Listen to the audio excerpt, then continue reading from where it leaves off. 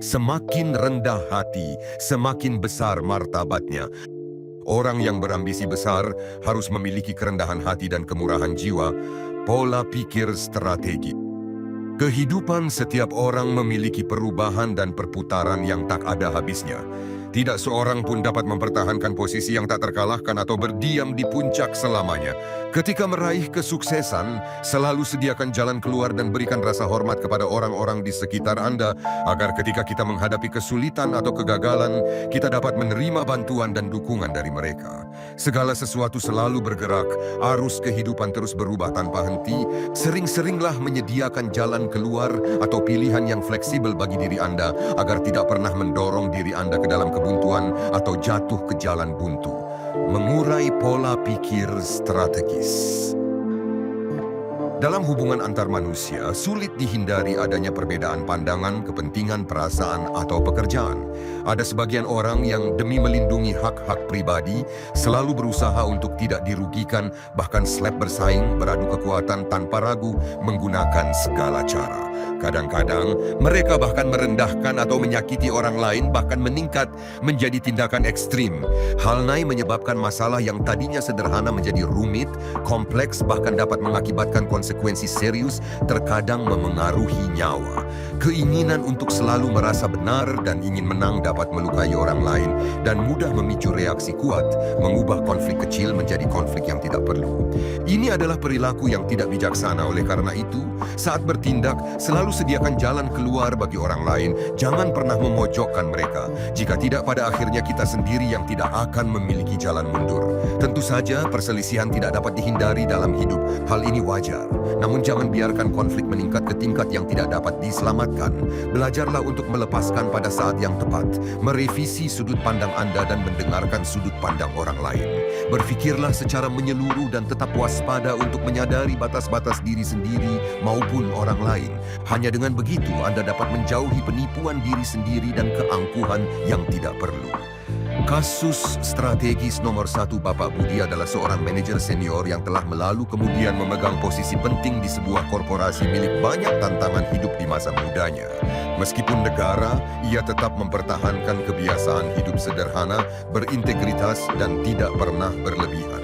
Di rumah, Bapak Budi selalu hidup hemat, menggunakan perabotan dasar dan tidak mengejar kemewahan. Bahkan saat tidur, ia hanya menggunakan alas tidur kayu sederhana, berselimut biasa, dan kamar tidurnya pun sangat polos. Karena gaya hidup inilah, banyak kolega dan bawahan yang sangat menghormatinya. Mereka menganggap beliau sebagai teladan integritas, kejujuran, dan ketidakmebahan terhadap kemewahan. Namun ada juga yang iri dan dengki. Mereka beranggapan bahwa Bapak Budi hanya berusaha tampil berintegritas untuk menyenangkan atasan dan masyarakat, padahal di dalam hatinya ia tidak berbeda dengan orang-orang serakah dan oportunis lainnya. Rumor ini lambat laun menyebar. Beberapa orang bahkan mengatakan bahwa Bapak Budi hanya berpura-pura hidup sederhana, tetapi sebenarnya menyembunyikan aset besar yang tidak diketahui orang lain. Gunjingan semakin banyak, dan akhirnya sampai ke telinga Bapak Kepala, Direktur, orang yang bertanggung jawab mengawasi dan mengelola korporasi tersebut. Mendengar desas-desus ini, Bapak Kepala juga memiliki sedikit keraguan. Suatu hari dalam rapat koordinasi, ia bertanya langsung kepada Bapak Budi tentang hal tersebut. Bapak Kepala bertanya, "Saya dengar banyak orang mengatakan bahwa Anda hidup sederhana hanya untuk mencari simpati, padahal di dalamnya berbeda. Bagaimana pendapat Anda tentang hal ini?" Bapak Budi dengan tenang menjawab, "Mohon izin Bapak Kepala, setiap orang memiliki filosofi hidupnya sendiri. Sejak kecil, keluarga saya telah mengajarkan saya untuk hidup hemat, tidak bermewah-mewahan. Bagi saya, mempertahankan gaya hidup ini bukan untuk dipuji orang lain, tetapi untuk menjaga diri saya dari godaan. Saya tidak bisa menyenangkan semua orang dan saya juga tidak berniat menyimpang dari prinsip hidup saya. Jika ada yang menganggap saya munafik, saya hanya bisa diam dan terus menjalani hidup dengan cara yang saya pilih." Setelah mendengar penjelasan Bapak Budi, Bapak Kepala merenung sejenak, lalu berkata, "Anda benar.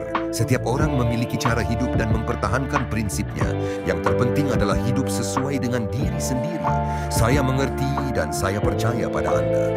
Setelah rapat tersebut, rumor tentang Bapak Budi berangsur mereda dan masyarakat semakin menghormati integritas dan kesederhanaan beliau. Pelajaran yang dipetik. Kisah ini menekankan bahwa dalam hidup, Kita tidak bisa menyenangkan semua orang. Meskipun hidup sederhana dan tulus, akan selalu ada orang yang iri dan curiga.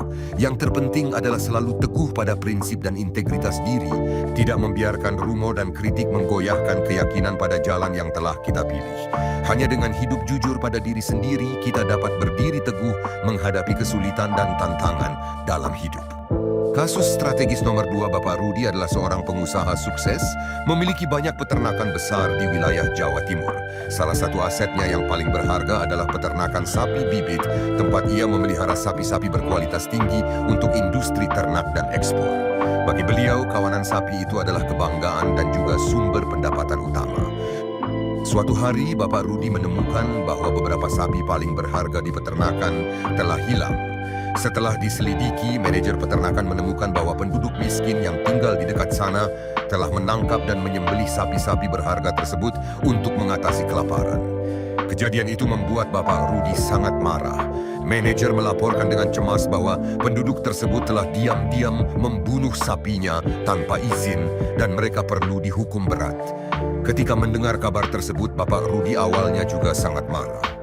Sapi bibit adalah aset berharga, pikirnya bagaimana bisa orang lain seenaknya membunuh tanpa dihukum, bahkan berencana membawa penduduk tersebut ke jalur hukum untuk menuntut keadilan.